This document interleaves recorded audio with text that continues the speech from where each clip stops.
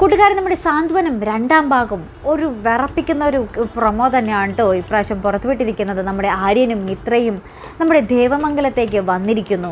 ആദ്യം നമ്മുടെ കൃഷ്ണമംഗലംകാരും ദേവമംഗലംകാരും വീണ്ടും ആ പഴയ യുദ്ധത്തിൽ നിന്നും കൊടും യുദ്ധത്തിലേക്ക് പോകുന്ന ഒരു രംഗങ്ങൾ തന്നെ നമുക്ക് ഇന്നത്തെ പ്രൊമോയിൽ കാണുവാൻ സാധിക്കുന്നുണ്ട്. നമ്മുടെ ബാലൻ്റെ മനസ്സൊക്കെ മാറി അവരോടുള്ള ഒരു ദേഷ്യമൊക്കെ മറന്ന് ഇപ്രാവശ്യത്തെ ഓണം ഒരുമിച്ച് ആഘോഷിക്കാം എന്നുള്ളൊരു രീതിയിലൊക്കെ ആയിരുന്നു ഇത്തവണത്തെ പോക്ക്. പക്ഷേ നമ്മുടെ ആര്യൻ്റെയും മിത്രയുടെയും വരവ് അവരെ പഴയതിനേലും വലിയ ശത്രുക്കളാക്കി മാറ്റിയിരിക്കുന്നു എന്ന് വേണമെങ്കിൽ പറയാം. നമ്മുടെ കൃഷ്ണമംഗലത്തെ ആളുകൾ പറയുന്നുണ്ട്, ബാലനാണ് ഇതിനെല്ലാം പിന്നിൽ, ബാലനാണ് ഇവർ പ്ലാൻ ചെയ്ത് ഇവരെങ്ങനെ കല്യാണം കഴിപ്പിച്ചതെന്നൊക്കെ പറഞ്ഞ് ബാലനെ ഫുൾ കുറ്റപ്പെടുത്തുവാണ്.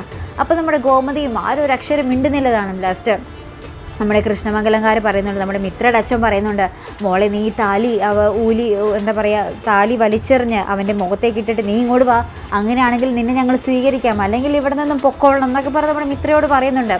അപ്പോൾ ആ ഒരു അവസരം നമ്മുടെ ആര്യൻ മുതലാക്കാൻ നോക്കുകയാണ്. നമ്മുടെ ആര്യൻ പറയുന്നുണ്ട്, മിത്ര ആ താലി ഞാൻ ഊരിയെടുത്തോളാം, നീ എങ്ങനെയെങ്കിലും വീട്ടിൽ ചെന്ന് കയറാൻ നോക്കുക, ഇത് നമുക്ക് കിട്ടിയൊരു അവസരമാണ് എന്നൊക്കെ പറഞ്ഞ് നമ്മുടെ ആര്യൻ നമ്മുടെ മിത്രയുടെ അടുത്ത് പറയുന്നുണ്ട്. പക്ഷേ മിത്ര ആ താലി നോക്കി ഇങ്ങനെ സ്തംഭിച്ച് നിൽക്കുന്നൊരു രംഗമാട്ടോ. മിത്രയ്ക്ക് ആ താലി ഊരാൻ സാധിക്കില്ല. കാരണം ആ മിത്രയുടെ ഉള്ളിൽ എവിടെയൊക്കെയോ നമ്മുടെ ആര്യൻ്റെ അടുത്ത് കുറച്ച് സ്നേഹമൊക്കെ ഉണ്ട്.